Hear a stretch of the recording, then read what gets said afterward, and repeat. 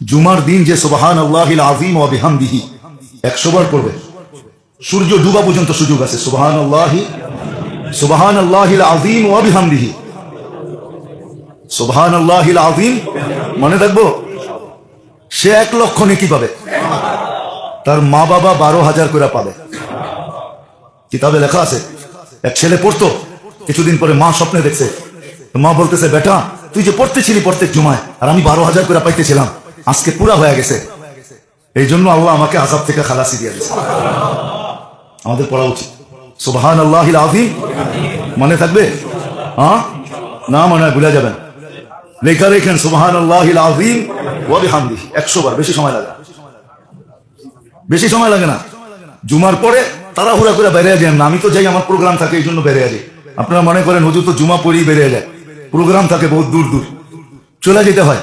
জুমার পরে 7 বার সূরা ইখলাস, 7 বার ফালাক, 7 বার নাস পড়েন, পুরো সপ্তাহ সুরক্ষিত থাকবেন। সুরক্ষিত, কোনো জটিল রোগ হবে না, নতুন কোনো রোগ আপনার ভিতরে ঢুকবে না, সুরক্ষিত থাকবেন। নিজেকে প্যাক করেন। আল্লাহ আমাদের সবাইকে আমল করার তৌফিক দান করেন। জীবনটাকে সুরক্ষিত করা, এটাই জীবনটার সবচেয়ে বড় উদ্দেশ্য। সবাই যেন এই ছোট জীবনটাকে সুরক্ষিত করে, হেফাজত করে, এটাই এই ছোট জীবনটার সবচেয়ে বড় উদ্দেশ্য। যদি হেফাজত করা, সুরক্ষিত করা উদ্দেশ্য না হতো, তাহলে আল্লাহ আমাদের দৃষ্টি আকর্ষণ করতেন না, বুঝাইতেও চেষ্টা করতেন না। আল্লাযী খালাকাল মাউতা ওয়াল হায়াতা লিয়াবলুয়াকুম আইয়ুকুম আহসানু আমালা, এটাই বুঝাইতে চেষ্টা করতেছেন যে এই ছোট জীবনটাকে সুরক্ষিত করা, এটাই উদ্দেশ্য। আর কোনো উদ্দেশ্য নাই যে এই ছোট জীবনটাকে হেফাজত করুক। কারণ আল্লাহ আমাদেরকে ছোট একটা জীবন দিয়েছেন, তাও ভালোবাসা দিয়েছেন। কিন্তু আপনি বলবেন যে ছোট একটা জীবন ভালোবাসা দেওয়ার, এটার অর্থটা কি? ভালোবাসছেন বিদায়ী ছোট জীবন দিয়েছেন।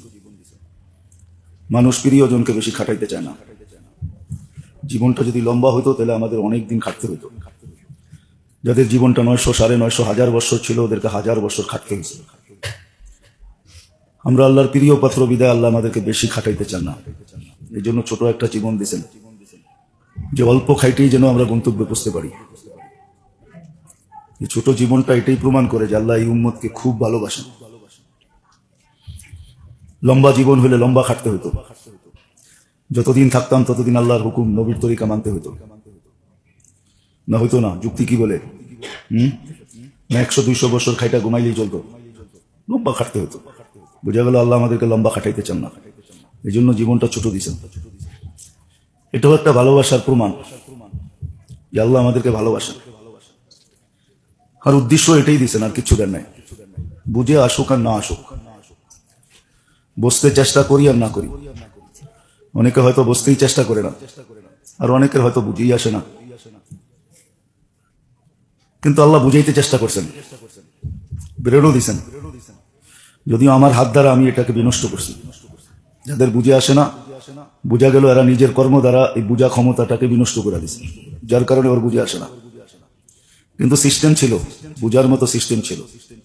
কুল্লু মাউলুদিন ইউলাদু আলাল ফিতরা, এটাই সত্য। আল্লাহ সবকিছু দিয়া তারপরে অস্তিত্ব দিছে। হয়তো পরিবেশের কারণে, বিদ্যা সিদ্ধার কারণে, অথবা বিবেক বুদ্ধিকে সঠিক ব্যবহার না করার কারণে এখন যে জীবনের উদ্দেশ্য কি এটা বুঝে আসে না। বুঝে আসবে একদিন, এটাও সত্য। আমি বিনষ্ট করলে কি হবে?